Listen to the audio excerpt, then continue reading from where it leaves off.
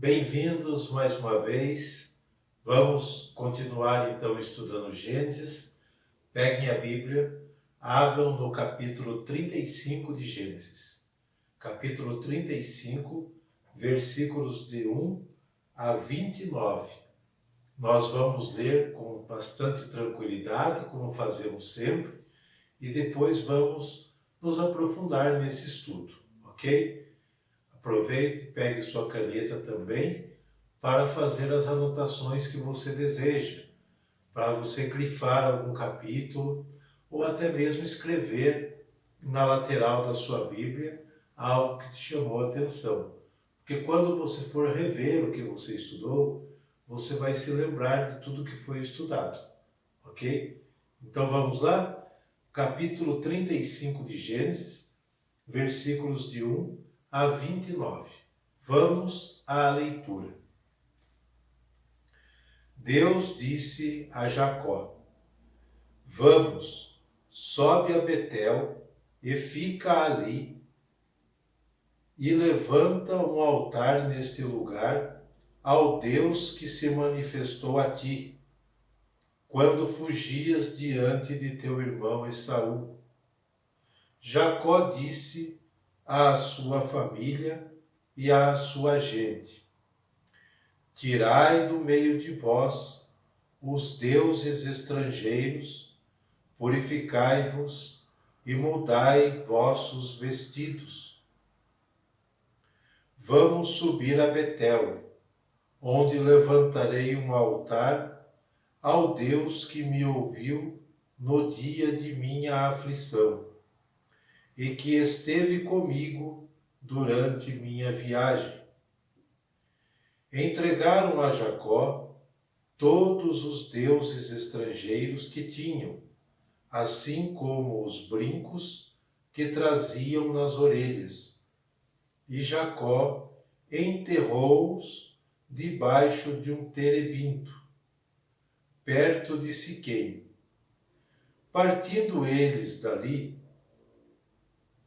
Deus semeou pânico nas cidades circunvizinhas, de sorte que não perseguiram os filhos de Jacó. Chegou, portanto, Jacó, com toda a sua gente, a Luza, na terra de Canaã, hoje Betel. Levantou ali um altar e deu a esse lugar o nome de El-Betel, porque foi ali que Deus lhe aparecera quando fugia de seu irmão. Foi então que morreu Débora, ama de Rebeca, e foi ali sepultada ao pé de Betel, debaixo de um carvalho, ao qual se chamou Carvalho do Pranto. Quando Jacó voltou de Padã-Arã, Deus apareceu-lhe novamente e o abençoou.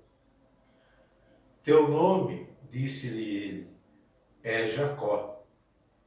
Tu não te chamarás mais assim, mas Israel. E chamou Israel.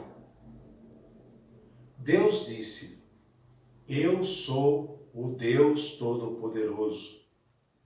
Sê fecundo e multiplica-te. De ti nascerão um povo e uma assembleia de povos, e de teus rins sairão reis. A terra que dei a Abraão e a Isaque, darei a ti e à tua posteridade. Depois Deus retirou-se de junto dele. No mesmo lugar onde Deus lhe falou, Jacó erigiu uma estela, sobre a qual fez uma libação e derramou óleo, e deu o nome de Betel, ao lugar onde Deus lhe tinha falado. E partiram de Betel. Quando estavam a pouca distância de Éfrata, Raquel deu à luz, e o seu parto foi penoso. Durante as dores do parto, a parteira disse: não temas, porque ainda terás este filho. E estando prestes a render a alma, porque estava já agonizante, ela chamou o filho de Benoni. O seu pai, porém, chamou-o Benjamim. Raquel expirou e foi sepultada no caminho de Éfrata, hoje Belém. Jacó erigiu uma estela sobre seu túmulo.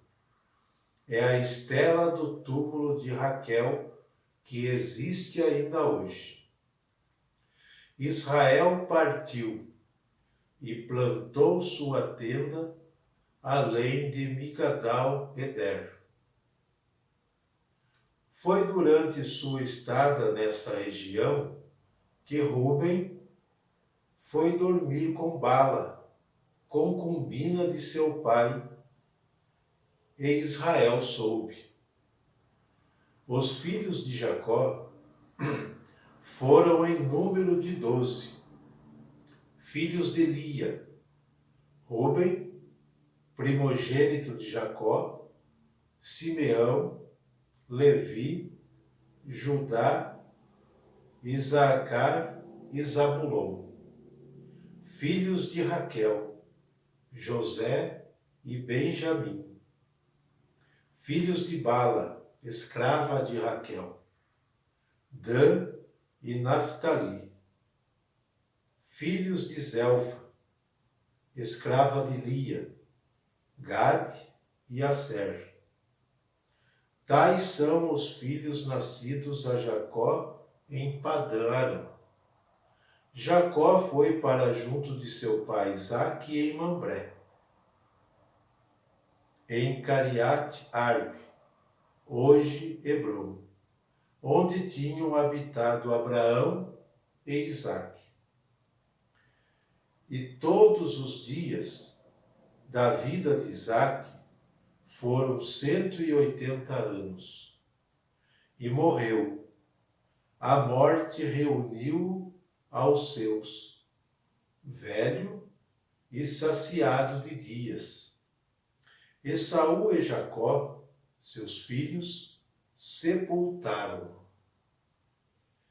Muito bem, esta é a leitura do capítulo 35 de Gênesis que nós fizemos, muito interessante, muito importante, principalmente para a fé israelita e para a nossa fé, né? Então, o que diz o texto para nós? Vamos aos pontos. Dos versículos de 1 a 15, começa o texto dizendo que o retorno de Jacó para a Luz, ou Luza, como fala aqui no texto, que recebe o nome de Betel, lá no versículo 15, assim como Jacó recebeu o nome de Israel no versículo 10, tudo isso acontece, diz o texto, por vontade divina. É vontade de Deus. Tudo bem até aqui? Vamos lá então.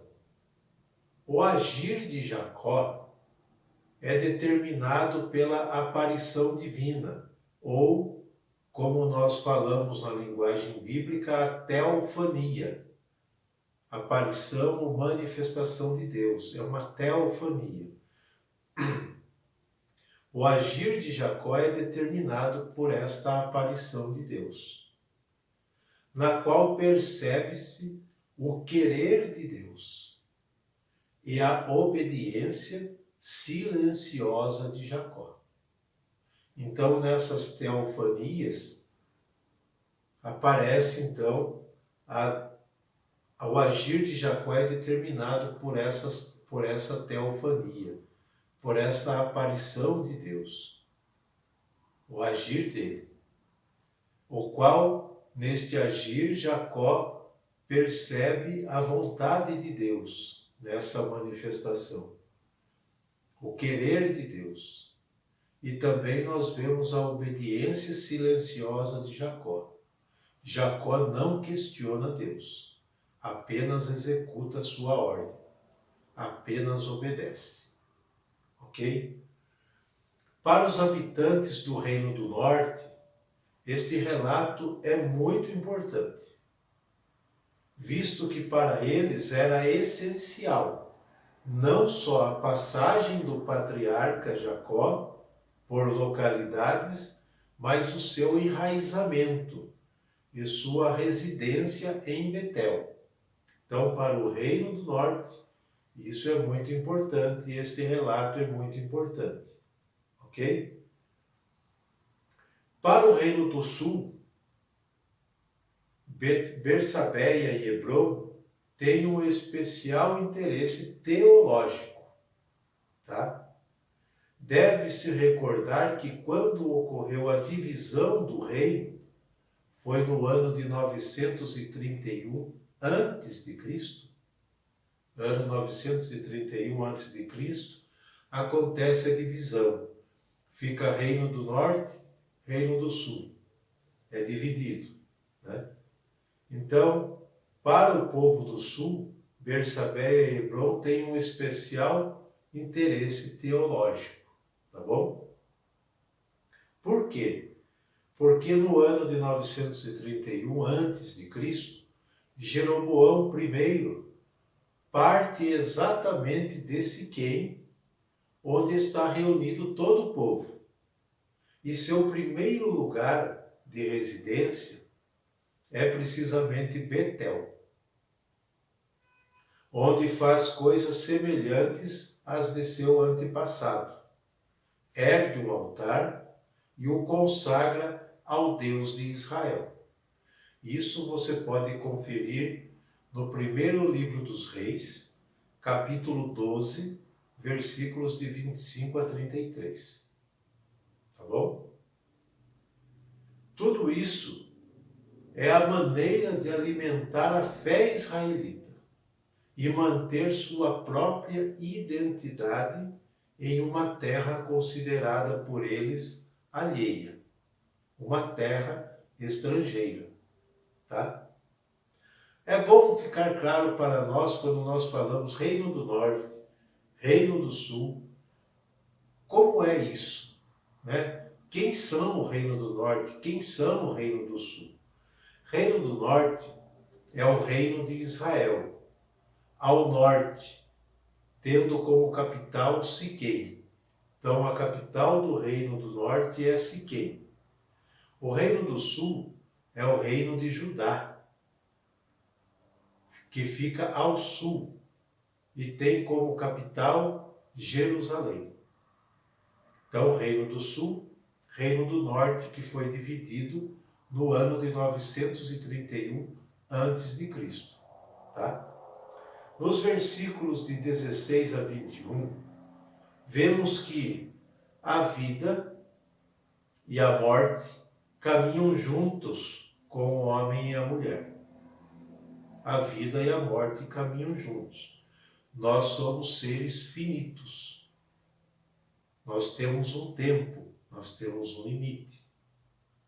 E isso é igual para todo mundo, tá? Então, a vida e a morte caminham juntas. Acontece nesses versículos de 16 a 21, o nascimento de Benjamim e a morte de Raquel. Para nós, a morte de Raquel não teria nenhum significado especial se não fosse o fato de o próprio Jacó haver sentenciado à morte o ladrão dos amuletos e ídolos de Labão.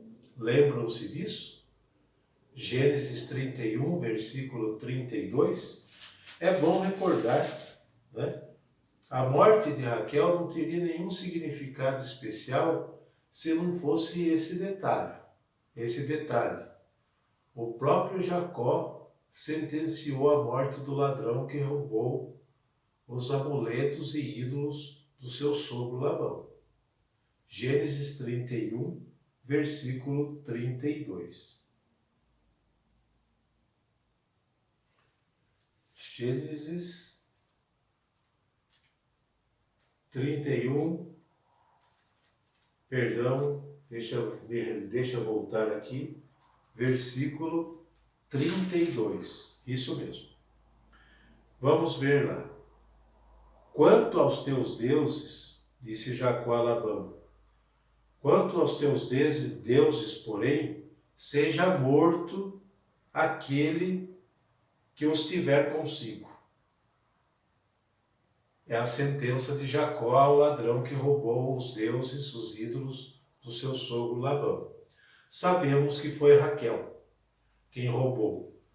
E também sabemos que na mentalidade bíblica, precisamos sempre recordar disso, na mentalidade bíblica não existe nada que não receba sua justa recompensa. Todavia, a sorte que deve sobrevir está precedida, ou melhor, a morte que deve sobrevir deve ser precedida pela vida. Ela é precedida pela vida. Então, nós temos aqui o relato da morte de Raquel em virtude da sentença que Jacó deu, sem saber que era ela que tinha roubado os ídolos do seu pai, do sogro de Jacó, tá? Mas a morte deve ser precedida pela vida. Nasce o último filho de Raquel, em quem ela coloca um nome, e esse nome tem um significado. Um nome ligado à maldição. Ela coloca o nome de Benoni no filho que lhe nasce e ela morre nesse parto, que significa filho sinistro. Benoni significa filho sinistro, revelando no nome do menino a causa da sua própria morte. Então, nesta revelação do nome do menino, Raquel confessa o seu delito. Tá? Versículo 18. Contudo, Jacó corrige o primeiro nome, nomeando-o de Benjamim. Benjamim significa filho direito, que dá mais ideia de bênção. Versículo 18 também. O lugar da sepultura de Raquel é ainda, na atualidade, venerado pelos judeus. Ok? Nos versículos de 22 a 29, temos o relato da morte de Isaque. Está chegando o momento de se iniciar a história dos filhos de Jacó, dos filhos de Israel. E o redator, ou os redatores do texto, nos apresentam 3 pontos para reflexão, para estudo. Primeiro ponto. O redator propõe como Rúben será amaldiçoado em Gênesis 49, 3 seguintes. Uma forma de explicar por que Rúben, sendo o primogênito de Abraão, foi o primogênito de Jacó, não herdou a bênção e as promessas. Tampouco Ismael, primogênito de Abraão, foi seu herdeiro, e nem mesmo Esaú, porque fora suplantado por Jacó, dado curioso, mas carregado de sentido teológico para eles. Ok? Por que Rúben será amaldiçoado? Olhe lá no versículo 22 do capítulo que nós estamos estudando, capítulo 35. Foi durante sua estada nessa região que Rúben foi dormir com Bala, concubina de seu pai. E Israel soube. Então, nesse texto está dizendo, lá no capítulo 49, Rúben será amaldiçoado por causa desta atitude. Ok? Por causa desta atitude dele. E também é uma forma de explicar, como eu já disse, o sentido da não herança de bênção, e da herança territorial e de bênção dos primogênitos, né? Todo primogênito tinha direito, mas aqui Rubens, sendo primogênito de Jacó, não herdou a bênção nem as promessas, como Ismael não herdou a bênção de Abraão, não foi seu herdeiro, né? E nem mesmo Esaú herdou a bênção de Jacó, a bênção de Isaque, porque Jacó roubou a sua primogenitura. Então, para eles, para o povo israelita, isso é carregado de um sentido teológico muito grande, tá bom? Segundo ponto, estabelece a lista completa dos 12 filhos de Jacó e ressalta sua comum herança aramaica, apesar de provir de mães diferentes.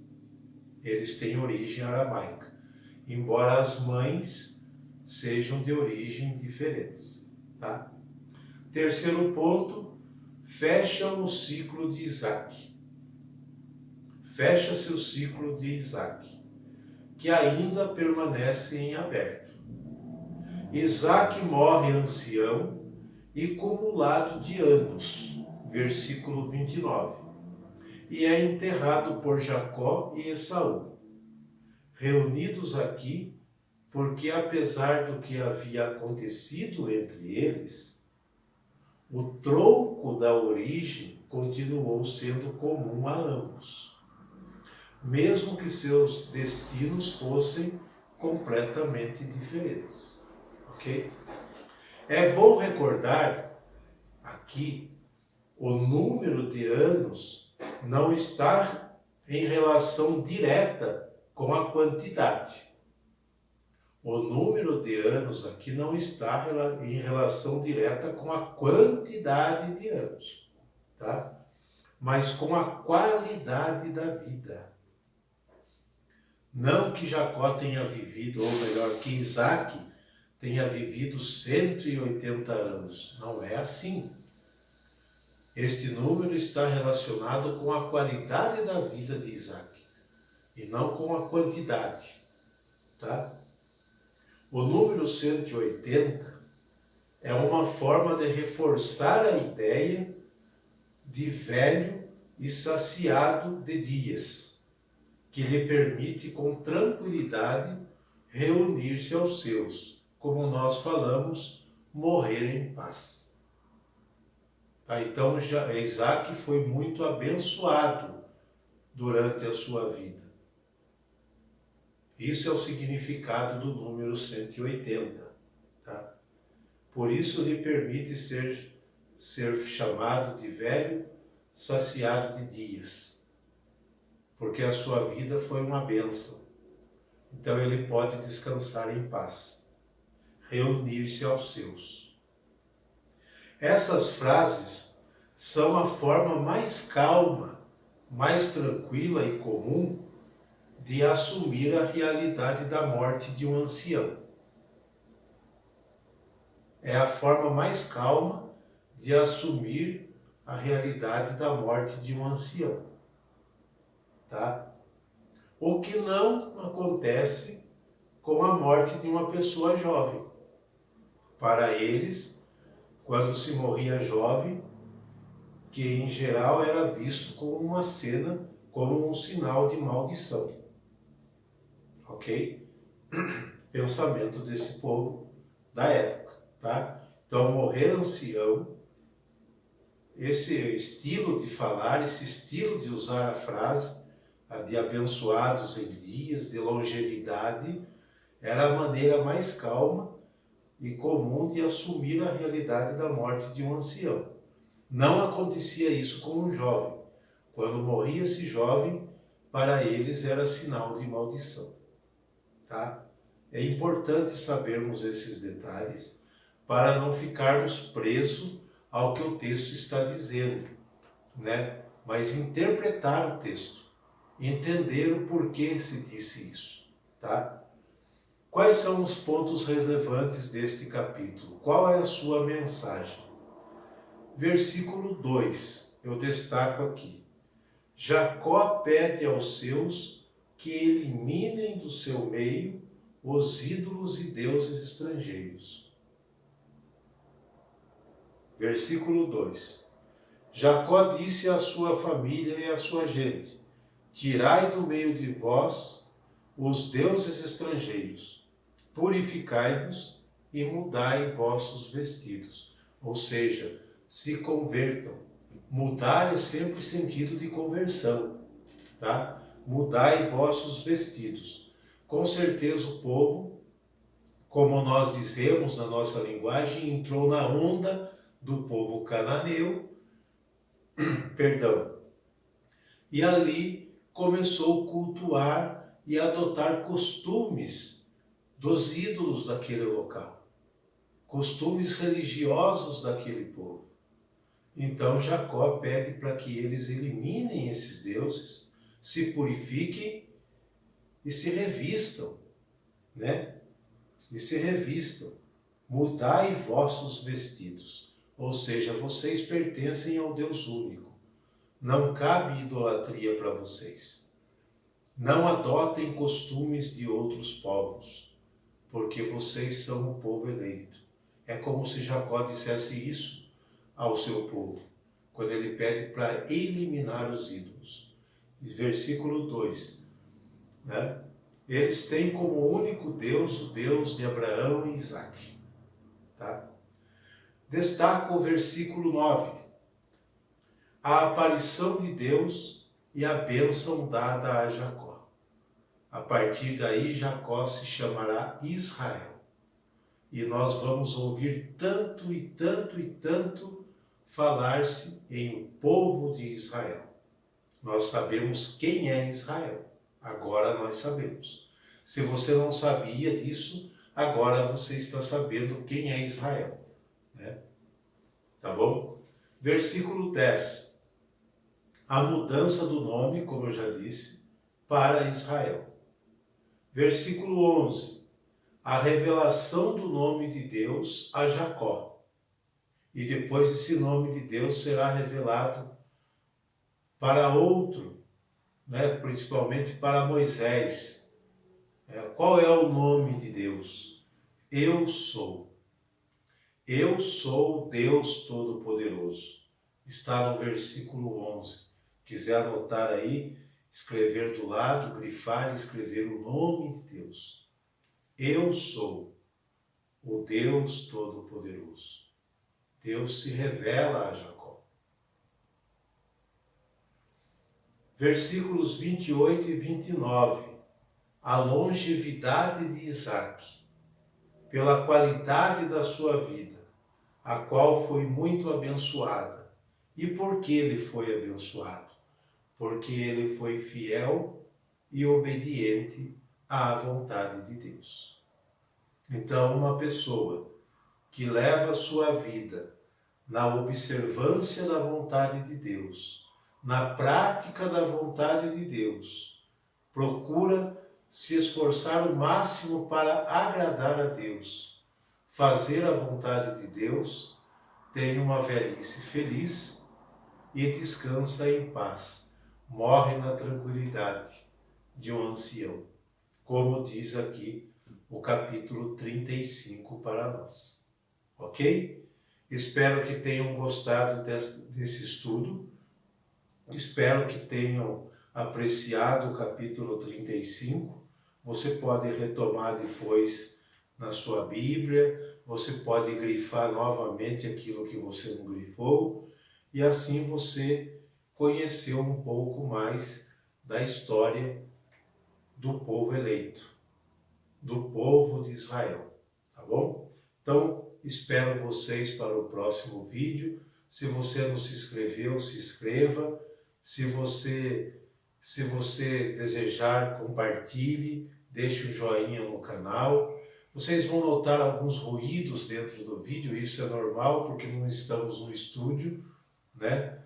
Então, capta-se o ruído da rua, os barulhos, mas isso não importa. O que importa é o conteúdo do texto, é o aprofundamento que nós fazemos quando estudamos o texto sagrado. Tá bom? Até o próximo encontro, até o próximo estudo. Um abraço a todos.